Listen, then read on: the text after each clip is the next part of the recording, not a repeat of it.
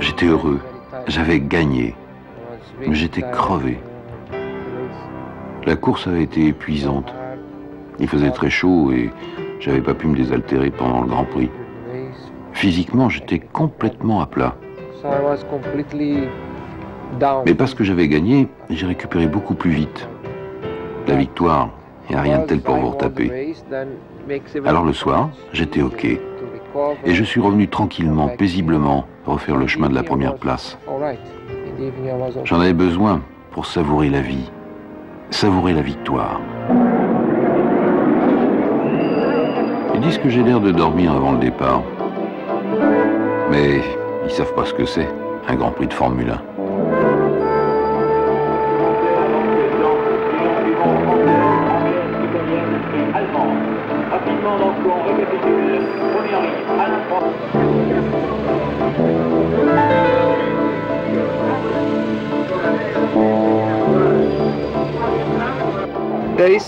Il y a tant de choses à faire, à penser et à apprendre pendant ces moments-là. Pour moi, la seule façon d'être plus fort, de me sentir confiant, c'est de me concentrer en essayant de me rappeler chaque chose, le plus petit détail de ma préparation. Je dois penser à tout dans la bousculade qui règne sur la grille de départ. Il ne faut pas regarder cette forêt de membres qui s'agitent autour de moi. Il faut reconnaître personne, sauf peut-être mon ingénieur ou un mécano. Alors, je passe tout en revue dans ma tête. Avant, je protégeais mes paumes, faute de quoi j'attrapais des ampoules terribles qui m'empêchaient de bien conduire. Aujourd'hui, je ne le fais plus. Ma nouvelle voiture est plus facile à piloter. Est-ce que j'ai bien nettoyé la visière? L'abus, c'est idiot, mais ça peut vous faire perdre une course. Une visière qui bat aussi, d'ailleurs. Ne vous étonnez pas si je m'hydrate tout le temps, parce que je transpire énormément pendant la course. Je perds parfois plus de 3 kilos en 1h30. J'ai un tuyau de désaltération qui arrive à l'intérieur du casque. Il faut qu'il soit fixé correctement pour qu'il ne saute pas quand je tourne la tête. Une fois ça m'est arrivé. J'ai failli perdre à cause de ça. Dans ma tête, la revue de détail ne cesse pas un seul instant. Je revois les réglages de dernière minute et j'en discute pour la 1000e fois avec Gérard Ducarouge, ingénieur en chef de Lotus Elf. Et puis avant chaque Grand Prix, je vais vérifier l'état de la piste, son abrasivité. C'est capital pour la stratégie de course et la prévision d'usure des pneumatiques. Je crois bien que je suis le seul à faire ça.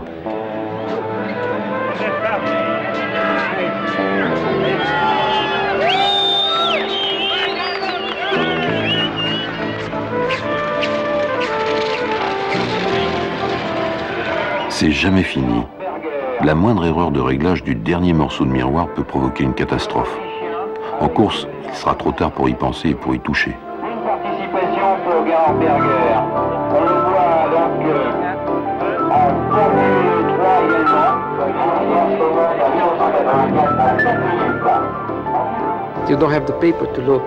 C'est comme un checklist d'aviateur. Sauf que nous, les pilotes, nous n'avons pas de papier à consulter. Tout doit être inscrit dans notre cerveau. C'est une radiographie mentale de la voiture. Pendant que je m'habille, je vérifie que tous les boutons sont sur la bonne position, que tous les témoins fonctionnent. Après le démarrage du moteur, pendant le tour de chauffe, il faudra encore tout contrôler point par point. Il faudra monter les freins en température pour qu'ils soient chauds au moment du départ. Mais auparavant, il faut imaginer les ultimes modifications qu'il est encore possible de faire juste pour gagner quelques fractions de seconde ici ou là. En même temps, je compare les pneus que j'ai choisis avec ceux des autres et j'imagine déjà ce qui va se passer pendant le Grand Prix.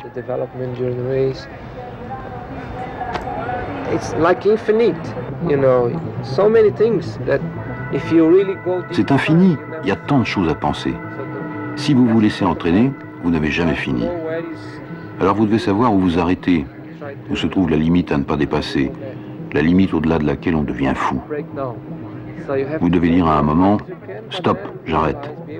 Le reste, les autres y penseront pour moi.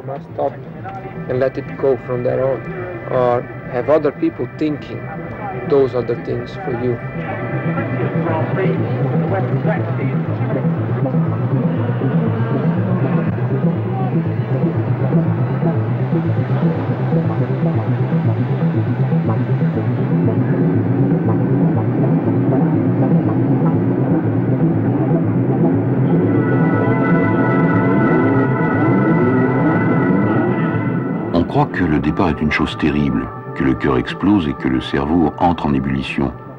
Mais c'est le contraire qui se produit. C'est un moment complètement irréel. C'est comme un rêve. L'entrée dans un autre monde. L'esprit se vide et le corps se libère. Au moment du départ, il n'y a plus qu'une seule chose qui compte, un seul objectif. Ne pas rester en arrière, foncer, être devant, être le premier. Sincèrement, le meilleur moment, c'est l'instant où la lumière rouge s'allume. Parce que tout est programmé en moi, tout s'enchaîne naturellement. Boum, boum, boum, la tension, l'impatience des minutes ou des heures qui précèdent la course s'évapore. Il suffit d'exécuter une partition que vous connaissez par cœur, mais l'euphorie ne dure pas longtemps. Aussitôt, vous devez pratiquer la double pensée. Je me dis, que va faire le type qui est devant moi et celui qui est derrière? La consommation, les pneus, toutes ces choses que vous devez sans cesse surveiller interdisent le plaisir. Il faut réfléchir à tellement de données qu'il n'y a jamais assez de temps ou d'espace dans votre cerveau pour entrer toutes les informations, pour les intégrer et réagir. Alors ça devient épuisant. Sur certains circuits, vous n'avez pas de problème de carburant, mais vous avez d'autres soucis. Sur les circuits en ville, par exemple, les accélérations sont incroyables et les vitesses de passage trop élevées.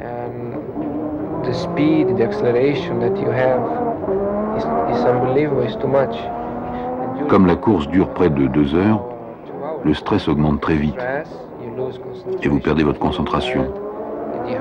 Vous vous fatiguez, vous vous déshydratez. Mais vous supportez cette tension, ce stress, la fatigue ou l'épuisement. Parce que vous savez qu'ils sont le prix à payer pour atteindre l'objectif unique qui les justifie. La victoire.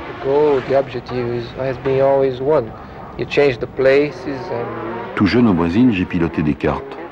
Puis je suis venu en Europe courir sur des monoplaces. Plus tard sur des Formule 1. J'ai changé de lieu, de catégorie et d'adversaire. Mais ma motivation n'a jamais changé. J'ai toujours voulu gagner, être le premier, le plus rapide. C'est la meilleure des justifications, sinon la seule, de ce métier. C'est celle qui me permet de rester fort. C'est un grand défi. Quand je sens que c'est un de ces jours bénis où rien ne m'empêchera de franchir la ligne en tête, je rassure le stand par radio. Je leur dis, tout va bien, on va le faire à l'aise. Pas de problème, c'est facile. Je crois qu'ils apprécient.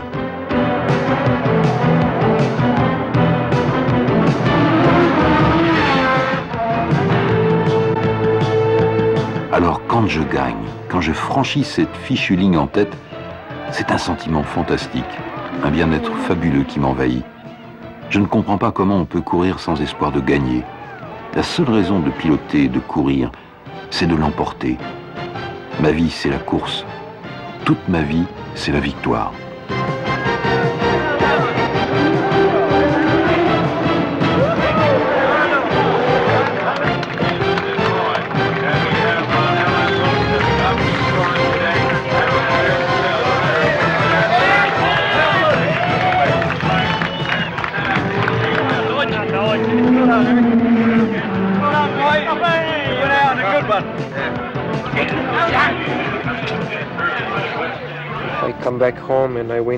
Il n'y a rien de mieux que de remporter une victoire juste avant de rentrer chez soi en vacances.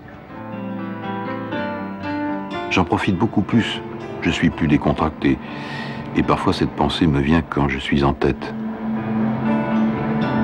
Le problème, c'est que je ne peux jamais oublier totalement la Formule 1. Je dois absolument rester en forme et en bonne santé. Je m'interdis donc les sports où je peux me blesser, me casser un bras ou une jambe. Je dois donc y regarder à 2 fois et rester très prudent. Ce qui est quand même paradoxal, mais c'est comme ça.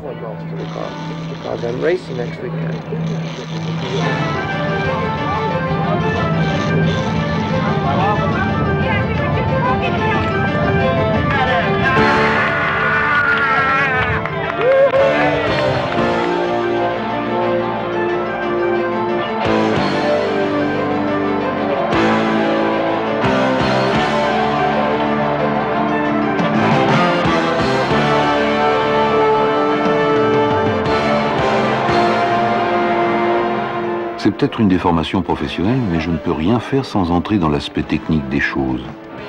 Pour moi, la vitesse pure, et même la victoire, ne signifie pas grand-chose sans la mise en œuvre d'une technologie la plus intelligente, la plus sophistiquée possible.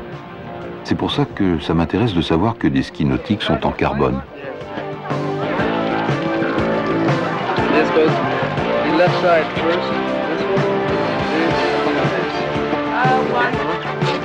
First the left. Right? Yeah. For it's acceleration.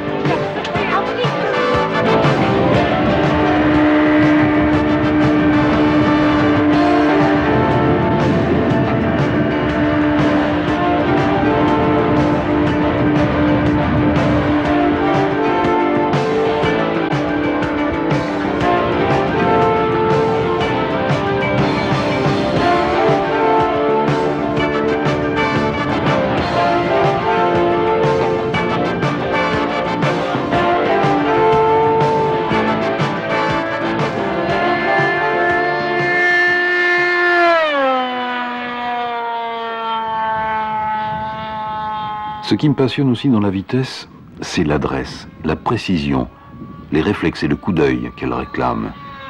Où que ce soit, en mer, dans les airs ou sur les circuits.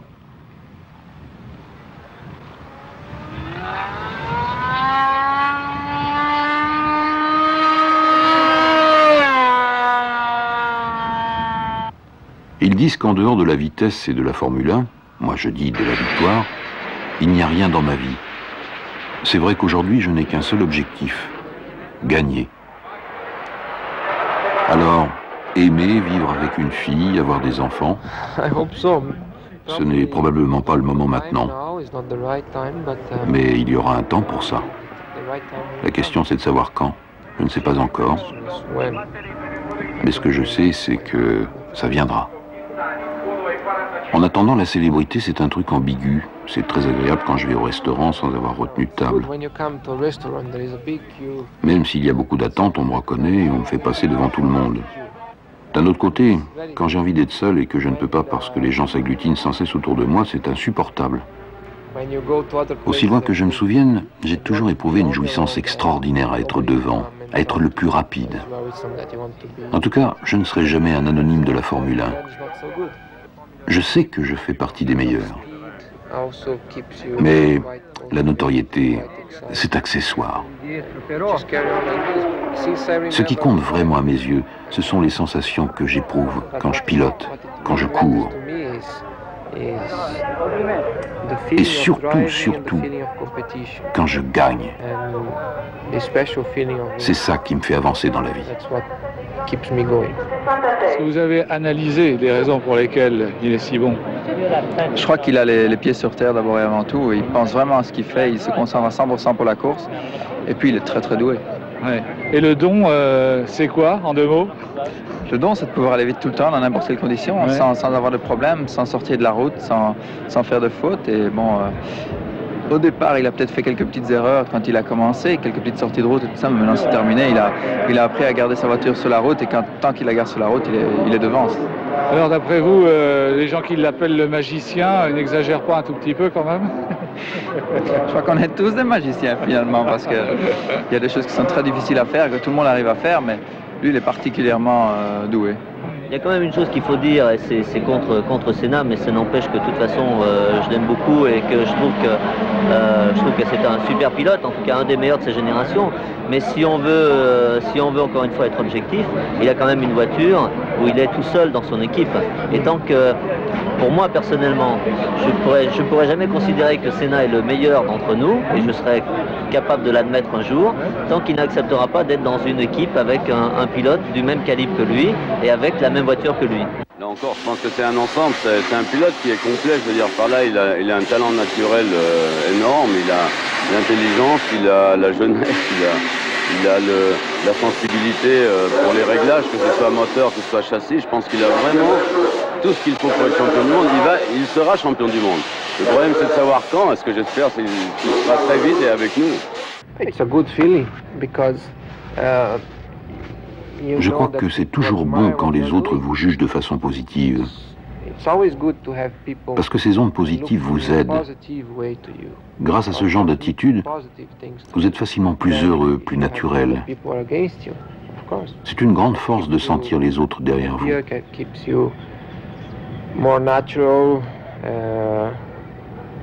And probably helps you doing what you're supposed to do. When I start with them, I didn't have the car, the tires were not flat, square. They were a bit round, so I was going like this, you know. Encore une fois, la course ne sert pas à se faire plaisir en pilotant, mais d'abord et avant tout à gagner. Seulement pour gagner, il faut respecter 3 impératifs. Premièrement, le travail. Deuxièmement, le travail. Troisièmement, le travail. Les gens ne se rendent pas compte de la somme de travail qu'exige la mise au point d'une Formule 1 performante. Ils croient que les essais servent simplement de test de comparaison pour établir la grille de départ. Mais les essais ne sont que la partie visible d'un immense iceberg. Une Formule 1 se règle comme un instrument de musique et comme le gréement d'un voilier.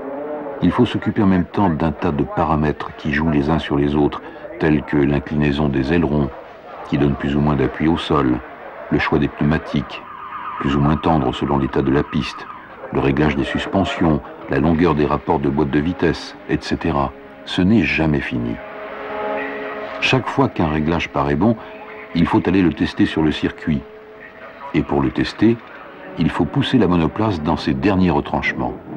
C'est très vite exténuant.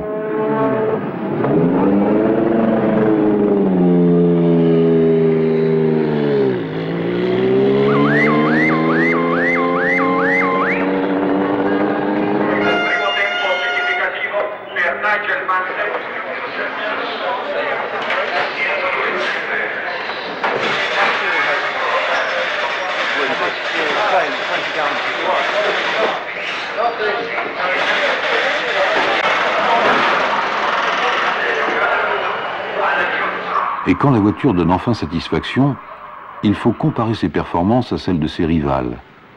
Et bien souvent, la comparaison remet tout en cause.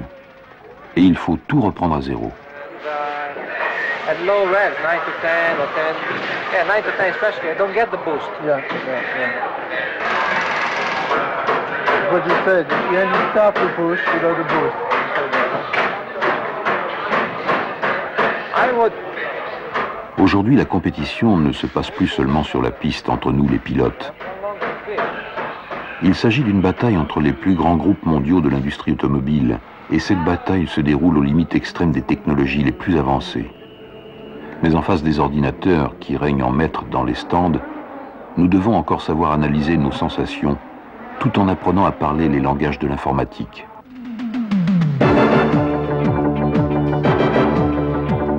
Mais cette débauche de haute technologie n'a qu'un seul but, aller plus vite que les autres. Et pour ça, il y a un premier juge de paix, les essais chronométrés et la pole position, la première place sur la grille de départ.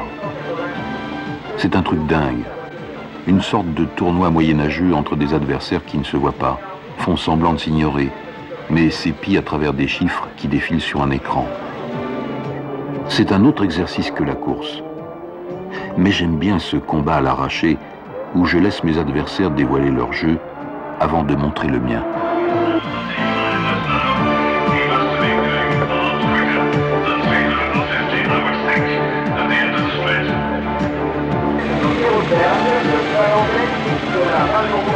Quand le moment est venu, j'y vais.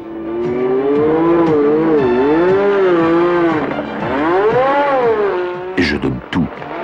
Je suis prêt à foncer en permanence sur le fil du rasoir. Parce que la pole position est à ce prix. Et la pole position, c'est la première marche de l'escalier qui mène à la victoire absolue. Quand je fais la pole position, j'ai déjà une première sensation de victoire.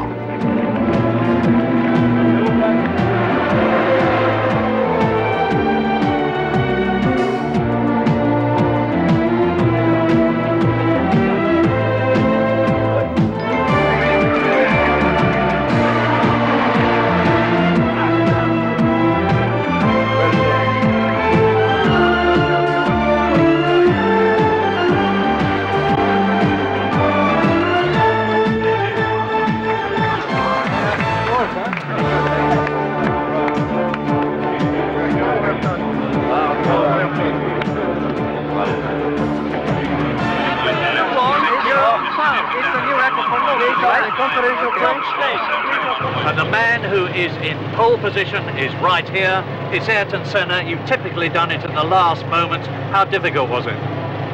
Well, it's never easy, of course, because when you drive in during a qualifying lap, you drive over the limit. Et puis vient un nouveau départ, avec cette première ligne comme première récompense. Et de nouveau, tout défile dans ma tête, pendant cette attente qui paraît durer des siècles, avant la bienfaisante ruée en avant. Parfois, je me contente de piloter comme ça, uniquement au feeling, à l'intuition. Parfois, au contraire, je dois conduire beaucoup plus avec ma tête qu'avec mes sens. En général, il faut essayer de conserver le meilleur compromis possible entre le feeling naturel et la technique apprise. Alors, quand vous travaillez d'arrache-pied, quand vous consacrez tout votre temps à atteindre un objectif unique et que seul le succès peut vous récompenser, si le succès vous échappe pour quelque raison que ce soit, il ne vous reste plus qu'une immense et désagréable frustration. C'est le côté le plus dur de ce métier. La seule raison de piloter une Formule 1 en course, c'est de gagner. Parfois c'est tendu, j'ai jamais eu une situation où vraiment on pensait que c'était une atmosphère mauvaise. Je pense qu'il y a des discussions sérieuses, comme dans toutes les écuries, entre les pilotes et les responsables techniques, dans les discussions des points faibles du véhicule. Je crois que c'est normal, c'est souhaitable, c'est nécessaire.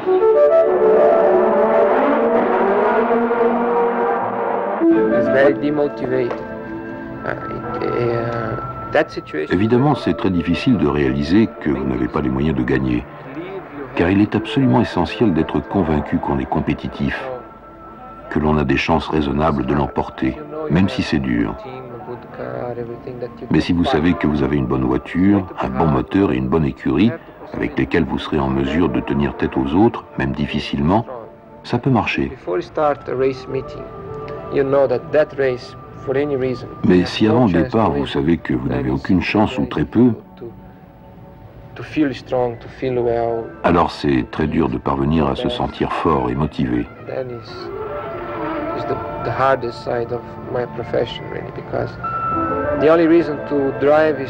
La seule raison de piloter, c'est de gagner. Et si vous n'êtes pas dans le coup, si vous n'avez aucune chance, où trouver la motivation?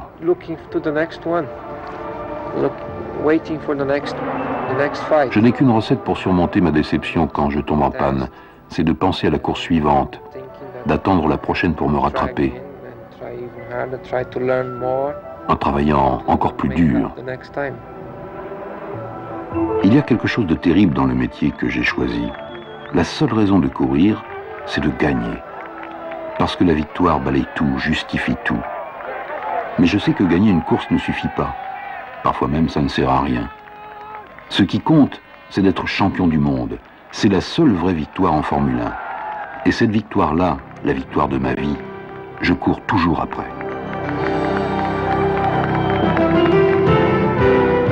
Ça fait 4 ans qu'on me promet la Lune. Mais pour l'instant, je n'en ai que la face cachée.